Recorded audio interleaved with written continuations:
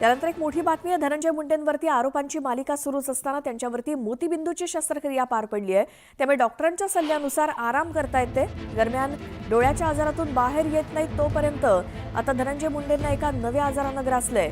Dhananjay मुंडेंना Bell's palsy हा आजार झाला असून त्यांना 2 मिनिटंही सलग नीट बोलता येत नाही असं त्यांनी स्वतःच सोशल मीडियावरती पोस्ट करून सांगितलंय।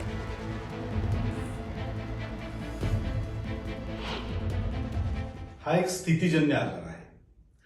चेहऱ्याच्या स्नायूंची हालचाल नियंत्रण करणाऱ्या नसेवर सूज आल्यामुळे ही स्थिती उद्भवते।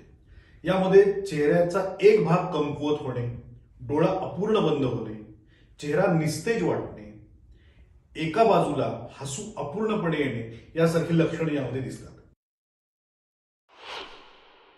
लढा जो आहे तो त्यांच्या दहशतीविरुद्ध आहे, त्यांच्या भ्रष्टाचाराविरुद्ध आहे आणि कराडसारख्या माणसांना त्यांनी पोसलं याच्याविरुद्ध माझा लढा आहे आणि ते तसाच चालू राहणार। पण आजारातनं बरं होण्यासाठी माझ्या त्यांना शुभेच्छा। त्यांनी लवकरात लवकर बरं व्हावं। बेल्स पाल्सी जनरली हर्पीसमुळे होतो किंवा स्ट्रेसमुळे देखील होतो। पुन्हा एकदा सकाळच्या